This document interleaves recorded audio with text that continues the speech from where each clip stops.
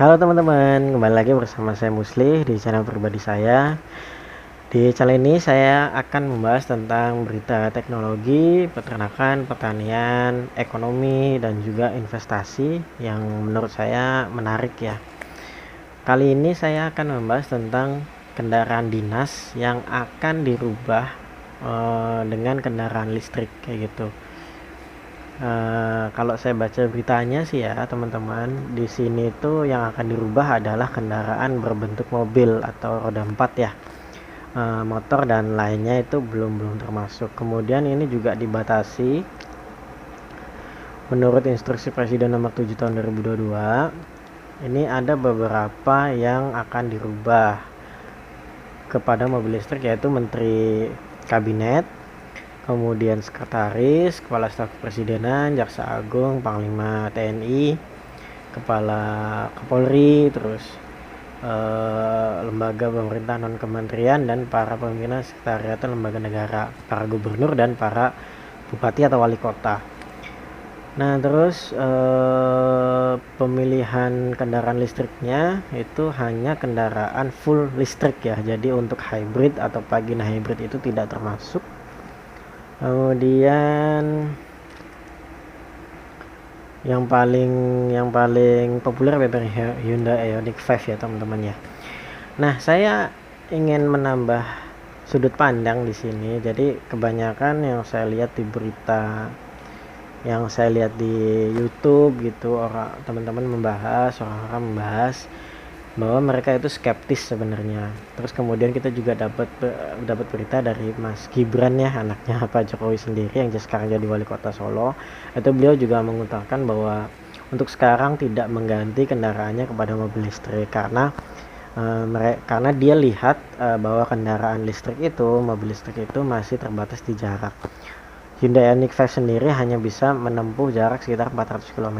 Yang low range ya, itu yang udah paling mahal, dalam sekali cas bisa menempuh 400 km. Kalau kendaraan konvensional bensin atau diesel itu dia bisa dalam satu kali isi tangki penuh gitu, dia bisa mencapai sekitaran 600 sampai 700 km ya teman-teman ya. Memang beralasan, tapi saya di sini ingin menambahkan satu sudut pandang yang baru ya teman-teman ya, dari berapa sih biaya yang sebenarnya dikeluarkan kalau misalkan kita menggunakan mobil listrik gitu ya. Apakah bisa hemat atau bahkan bisa lebih mahal kayak gitu ya teman-teman ya. Dan saya di sini bias ya teman-teman sebenarnya, karena saya ini penyuka kendaraan listrik dan saya harap Indonesia itu bisa bergerak lebih cepat untuk transisi ke kendaraan listrik. Satu, untuk lingkungan. Kedua, yang paling penting adalah untuk kesehatan kita, karena kita tahu sendiri bahwa kendaraan konvensional mesin bakar dalam itu mereka menghasilkan polusi, sedangkan yang tidak baik untuk kesehatan kita. Sedangkan kendaraan listrik untuk kendaraannya tidak menghasilkan polusi, dan polusinya hanya dihasilkan oleh pembangkit listrik yang ya entah di mana gitu, kita juga nggak menghirup langsung udah polusi yang dikeluarkan dari pembangkit listrik tersebut. Beda dengan kendaraan konvensional yang sehari-hari memang kita ada di jalan dan kita temui dan kita pasti terpapar oleh polusinya. Seperti itu ya teman-teman ya. Nah, ini saya punya coret-coretan di Excel.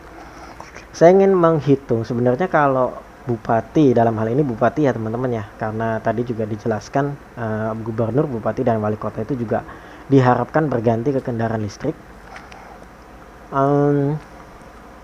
Sebenarnya kalau bupati berpindah ke mobil listrik itu sebenarnya apakah biayanya jadi tambah mahal atau tambah murah bahkan. Nah, perlu kita telaah lebih lanjut ya teman-teman ya. Nah, di sini saya punya coret-coretan tentang kegiatan bupati ya. Kebetulan saya dari Indramayu dan saya pernah sebulan kalau nggak salah, sebulan itu mengikuti betul kegiatan bupati dari setiap harinya kayak gitu, baik yang di dalam kota maupun di luar kota. Meskipun saya tidak mengikuti, tapi saya tahu karena sebulan kemarin waktu mengadakan acara hari jadi Indramayu, HUT hari jadi Indramayu, kita komunikasi betul dengan protokoler di ring satunya Ibu Bupati, seperti itu. Nah, Jadi saya buat asumsi yang saya dasarkan pada pengamatan saya selama sebulan tersebut, bahwa kegiatan bupati itu sehari-harinya bisa disimpulkan dalam dua hal ini, yaitu kunjungan di dalam kota, kunjungan di dalam daerah, dan kunjungan ke luar kota. Untuk sekarang kita hapuskan dulu untuk kunjungan keluar kotanya, karena sekarang itu kendaraan listrik satu kali charge masih terbatas ya jaraknya, dan juga di rest area itu belum banyak, meskipun sudah ada tapi belum banyak fast charging yang bisa mengecas mobil listrik seperti di Tesla, yang seperti punya Tesla yang ada di mana, di luar negeri, yang ada di Amerika. Banyak sih, Cina ada, Korea ada, tapi di Indonesia belum ada. Itu mereka punya charger level 3 level 3 yang paling baru, bisa mengecas 250 kWh per jam kayak gitu, dan itu bisa mengecas dari 0 sampai enggak 0 juga sih, dari 10% sampai 80% itu hanya dalam waktu 20 menit sampai setengah jam. Nah, di kita belum ada, baru kalau nggak salah saya tahu itu dari Shell ya, dari Shell itu ada beberapa, dan itu charger hanya 50 kWh. Itu masih belum cukup ya teman-teman ya dibandingkan dengan 250 yang punya Tesla. Nah, cukup basa-basinya, kita langsung ke intinya saja. Dan ini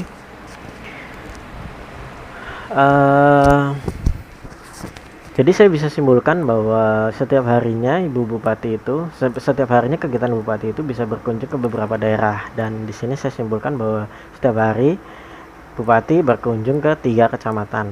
Nah, mungkin kalau teman-temannya bukan dari di Indramayu nggak tahu ya, tapi ini beberapa tempat, ada kecamatan Kerangkeng, Jatibarang, dan Gantar. Ini adalah kecamatan yang tersebar dari dari timur, paling timur, ke tengah, dan paling barat kayak gitu ya teman-teman ya. Dan di sini banyak kegiatan ekonominya dan juga kegiatan seremonial seperti itu, karena di Gantar ini ada hutan jati, dan juga area pertanian dan peternakan di sini paling besar.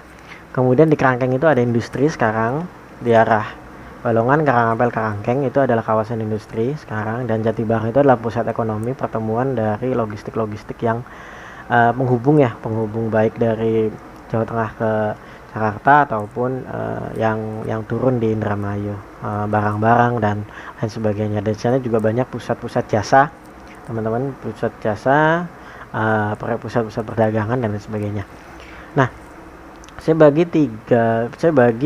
dalam 4 kali perjalanan dari kantor bupati ke Kecamatan Kerangkeng ke Kecamatan Jatibarang, dan Kecamatan Jatibarang ke Gantar, terakhir dari Gantar pulang ke kantor bupati. Itu jaraknya demikian teman-teman, ada 28 dari kantor bupati ke Kerangkeng 28 km, dari Kerangkeng ke Jatibarang 25 km, Jatibarang ke Gantar 53 km, dan Gantar ke kantor bupati balik laginya ya 53 km. Jadi total ada 160 km perjalanan dalam sehari yang ditempuh oleh bupati. Nah, ini perhitungannya teman-teman, dengan asumsi seperti ini. Bupati menggunakan kendaraan konvensional yang berupa Kijang Innova diesel yang paling mahal, tapi Kijang Innova diesel yang tahun sebelumnya ya, 2017-2018, karena sekarang udah keluar lagi. Oh enggak, yang faceliftnya yang di tahun 2020, namanya Kijang Innova Venturer. Nah, itu ada varian diesel dan bensin. Kita ambil yang diesel karena lebih hemat, dan juga lebih hemat, dan harga BBM-nya juga sekarang udah nggak begitu jauh ya teman-temannya dibandingkan pertama, karena pertamanya juga udah naik ya, beda kayak dulu yang pertamanya masih 10 ribuan, terus sekarang udah 13.000, 12.500, itu udah lumayan. sekarang di 14.500 ya, itu udah lumayan. Kemudian kendaraan konvensionalnya kita pakai Kijang Innova Venturer diesel, dan kendaraan listriknya kita pakai Hyundai Ioniq 5 karena yang paling masuk akal untuk dibeli gitu.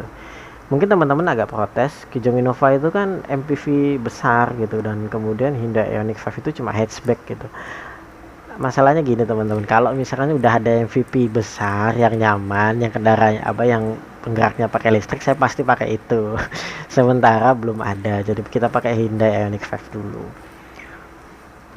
Dan mobil itu juga harusnya nyaman ya, karena mewah. Nah, untuk asumsi efisiensinya adalah untuk Kijang Innovanya, kendaraan konvensionalnya itu bisa menempuh 15 km per liter, bahan bakar Pertamina Dex ya kita pakainya, dan di luar kota bisa dapat 18,5 km per liter.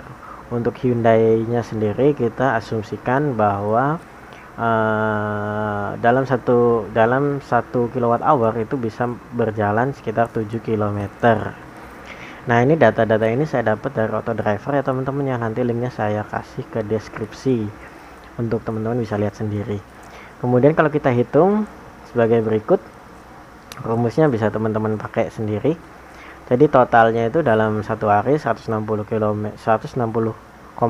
km itu bisa untuk kendaraan konvensional yang menggunakan Kijang Innova dan bahan bakarnya Pertamina Dex itu menghabiskan Rp192.823. Untuk kendaraan listrik yang menggunakan Ioniq 5 dengan jarak yang sama dengan listrik,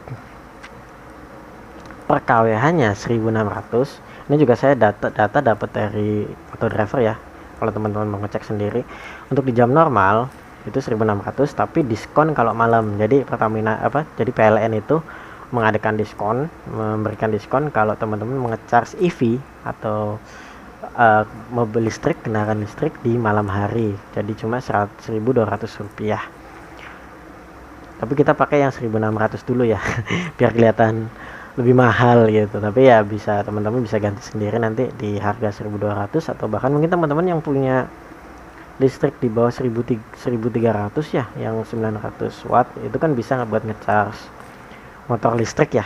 Nah, itu kan lebih murah lagi, dia bisa kalau nggak salah 1.400 atau berapa gitu per kWh-nya, saya lupa. Dalam sehari dengan jarak 160,6 km dia menghabiskan biaya Rp36.708. Ini udah beda banget ya teman-teman jatuhnya. Nah, tapi apakah karena harga mobilnya mahal jadi tidak menguntungkan gitu? Coba kita lihat.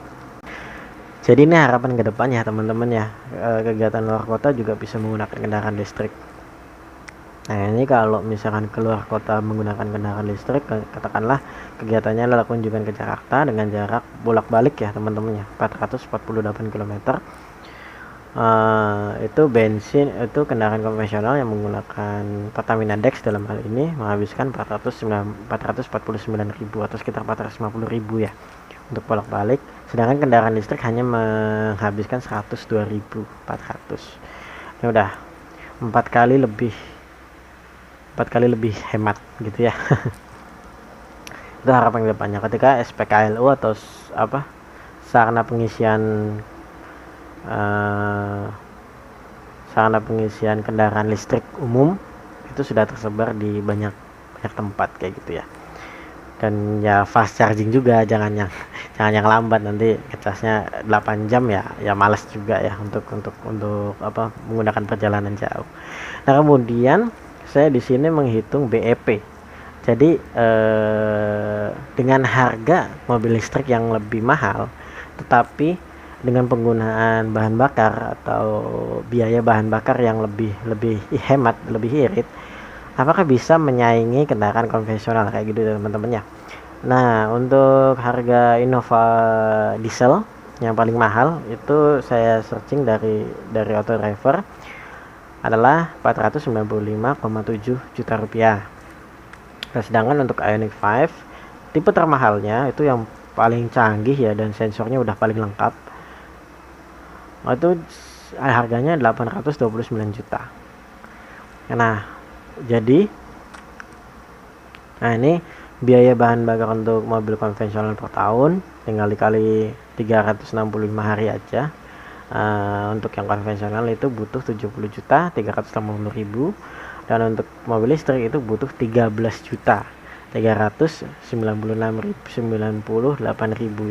Itu jauh banget ya jaraknya ya teman-temannya. Nah, kalau dihitung selisih, jadi di sini dihitungnya BP ketika uang yang kita keluarkan itu sama. Nah, itu ada di 5,84 tahun.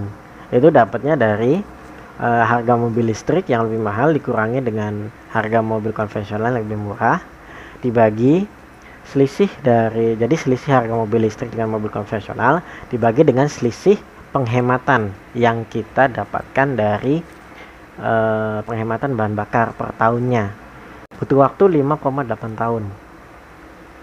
Nah, 5,8 tahun yaitu sejabatan lebih ya. Satu kali jabatan itu kan 5 tahun, dan kalau misalkan bisa dapat periode keduanya itu berarti masih bisa dipakai ya teman-teman ya, nggak usah diganti, karena ya kendaraan listrik memang udah baterai yang digunakan di kendaraan listrik itu sudah bisa digunakan lebih dari 5 tahun.